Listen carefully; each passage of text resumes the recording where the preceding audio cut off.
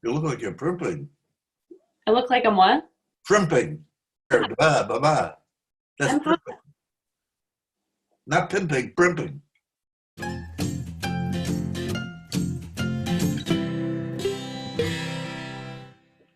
Hi, Dad. Hello. How's it going? It's going swell. How's quarantine going for you? I'm on lockdown. Okay, but what are you doing during this time to, make use of your time? Well, I do a lot of reading. I do some nibbling when your mother's not looking. And I go to my blog. I get up early in the morning and I go to my website and I post things. What are you reading right now? Right now I'm reading, oh God, I can't even think of it now. Oh, God. Oh. I just put it down, son of a bitch. New York Review of Books, which I've been getting since I went to Rutgers in 1966. That's a long time, but it comes out every 2 weeks. And the latest one just came in today. Before that, I was looking at the new copy of the New Yorker, this week's New Yorker. Before that, I was looking at the New York Times. Before that, I was reading some articles online. And I'm also reading some Edmund Wilson, which I always do. And I'm also reading two big articles on my favorite fiction writer, Philip Roth, who died about a year ago. And he has there's a biography of him coming out, but these are two articles by people that were very friendly with him and knew him quite well. A funny story in one of them.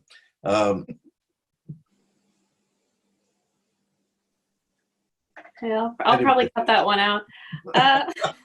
It sounds like you read a lot. Other than reading, how have you been spending your days?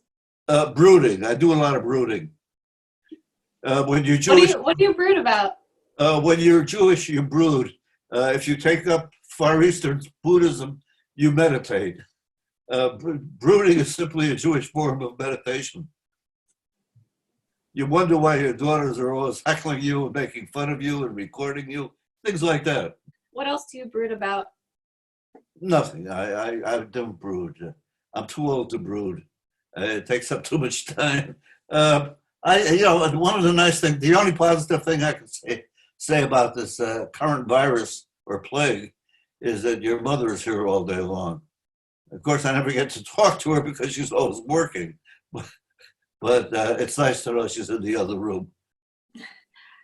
I hear you've also been taking virtual Tai Chi classes. Can you tell me more about that?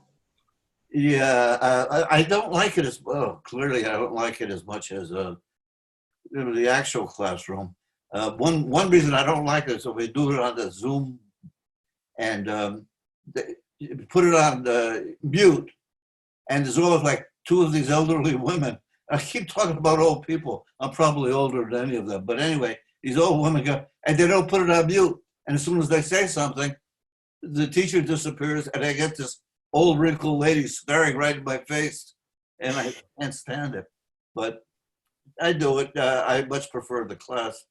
So I'm doing that once a week. When I was taking it, in actuality, not virtual, I was doing it twice a week. Question. Would you say you have proper Zoom etiquette? I'm not sure what Zoom etiquette is. No one does. No one. I think the problem with Zoom is that if you have like 4 or 5 people and 2 or 3 people want to say something, no one's quite sure whose turn it is. So I say what they should do is signal that, put up a hand, like in school, say, my turn. Okay, thank you. Actually, I go to a Zoom thing on current events every other week. And what we do now, we learn to do it now. When we actually had the meetings, each person would bring in an article and would talk about the article, and then people would discuss it. Now, because it's Zoom, nobody reads the article. They just sort of talk about current events. But they've learned now to raise their hand sort of, and the person sort of in charge says, okay, Fred, you're next. So that takes care of that. It's not that difficult. It's called manners. What's the last We have them. What's the last Well, article the you? young kids came along and destroyed our nation. Okay, boomer. Well, actually, you're older than a boomer. Hey, boomer. What's the last article you spoke about? Well, everyone's talking about the virus now. My attitude is it's not so bad because all the places that are rushing to open will cull the herd and get rid of a lot of dopes. Yeah, all of Florida and That Georgia. leaves the sensible people. You know what I think? I got a thought. Can I say a thought? Please. It's every time you pick up anything and you read it now, they talk about what's going on with the blue states, the red states, the liberals, the conservatives, the nation. The gap is growing and growing and growing. You know what this nation needs? A year of service for young people when they get out of high school. Serve the nation to help build up things, to contribute. You get a sense of family, belonging, and solidarity, much as you get in the tribal thing that was discussed in the Israeli army, where kids have to put in service. When they graduate, they have to put in a year or whatever. That gives a sense of belonging and unity. And people from all walks of life can then get to know each other. And when you know each other and get to talk to each other, it sometimes evens things out. I mean, I got to learn a lot from just meeting different people when I was in the army. And I found that very helpful. And I think that would go a long way toward making some of the things a little better in this country. I was going to say that sounds a lot like the Israeli army, but do you think that would just be military service or? No, it doesn't have to be, not at all. They want the military service would be if there's a war going on, you have a draft. No, it would be like a Peace Corps kind of thing. You just go out, you could be working in poverty areas, you could be working in construction. You would have choices. There'd be a lot of things you could contribute. Health, you could work in soup kitchens for the homeless. There are a million things that need fixing and help. And this would be great for young people to get outside themselves and know that there's a larger world than the iPhone and the iPad and streaming TV.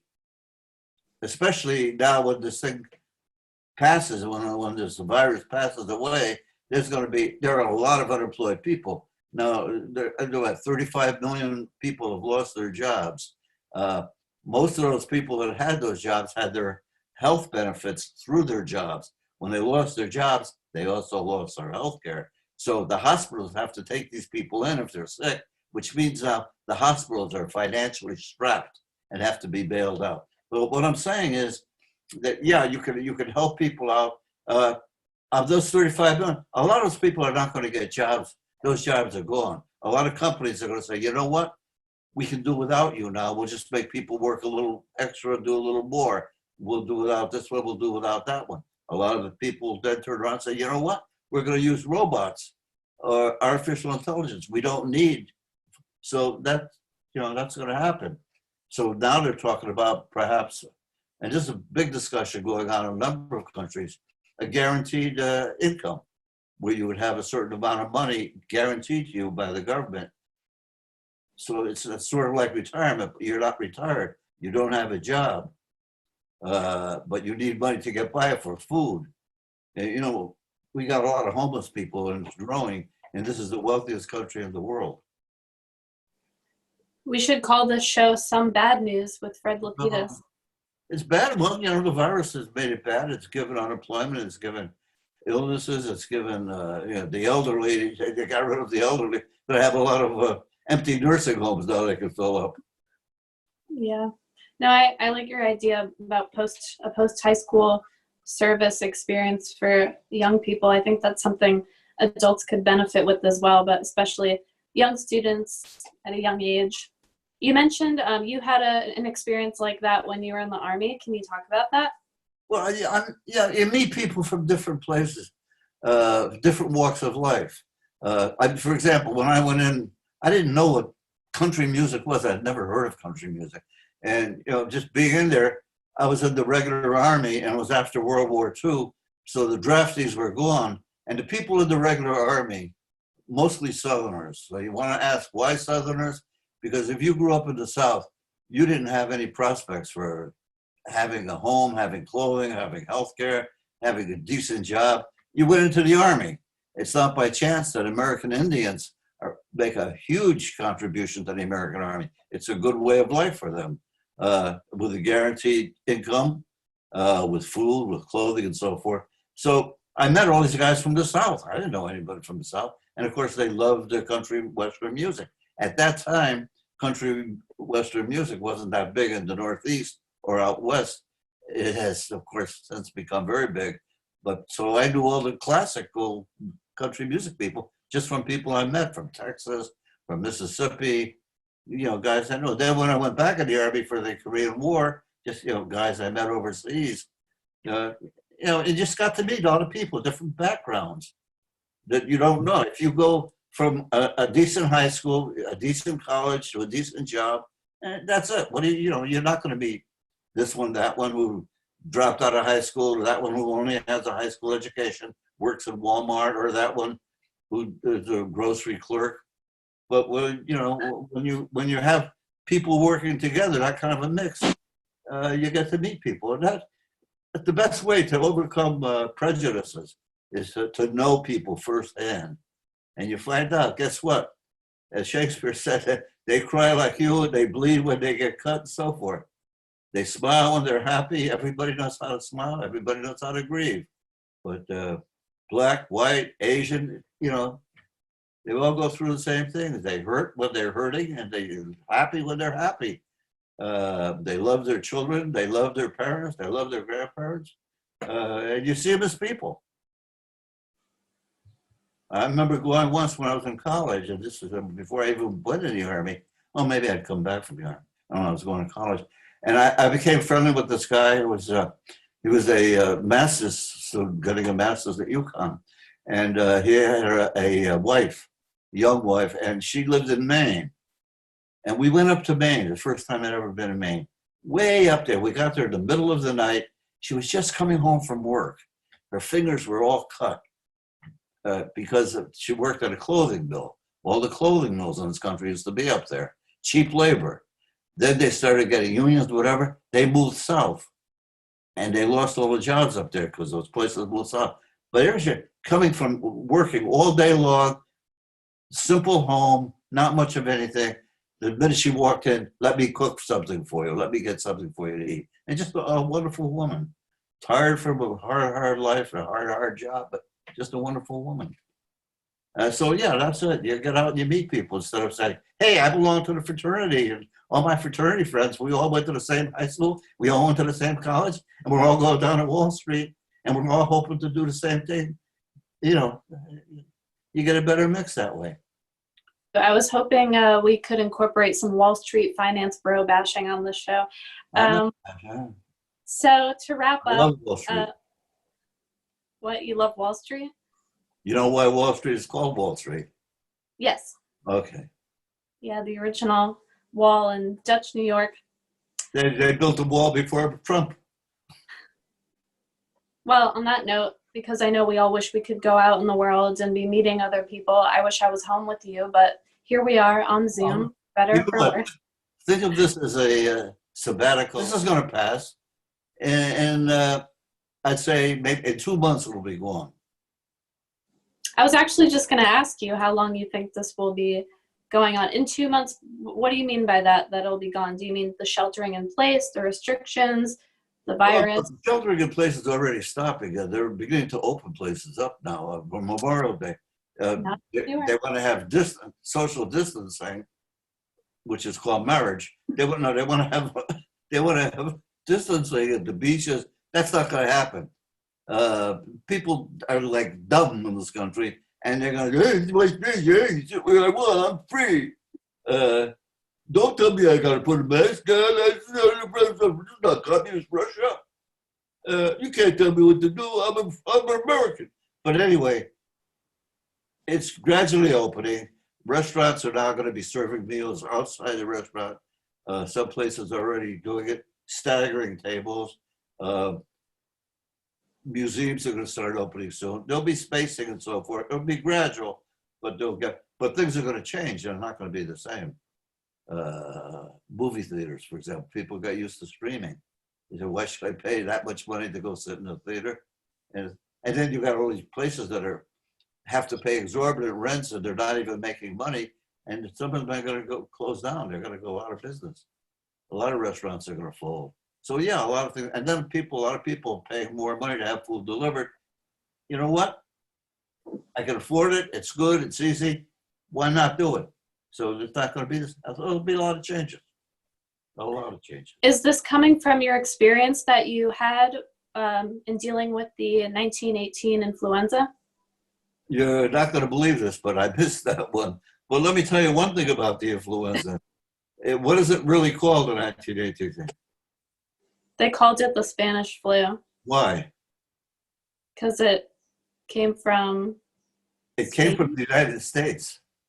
It Yeah. came from the army base in the middle of this country, but we censored the news. Can you believe that? America censored the news, and America's allies in Europe censored the news. The one country that wasn't going to be involved in World War I was Spain, and they published the news. Hey, there's a big epidemic going around.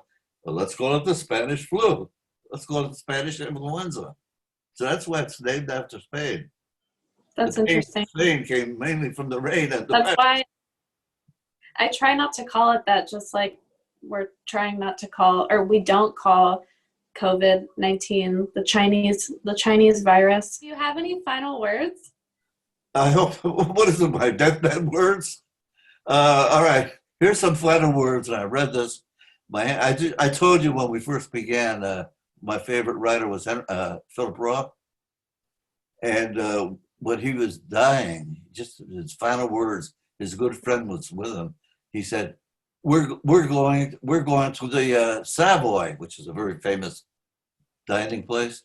And he says, no, Philip, you got it wrong. We're going to the funeral home. He didn't say that to him, but those were his final words were, we're going to the Savoy. Yeah, no final words. We'll see each other again.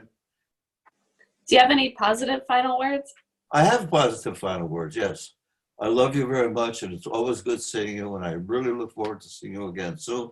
And America, if you're listening, government, if you're taking notes, we're going to lick this thing the way we lick postage stamps, and we're going to make America, if not great again, at least rolling along again, making more pollution, throwing plastic all over the goddamn ground, and everything's going to get better, and we'll all be eating hot dogs again next Memorial Day. All right? Adios.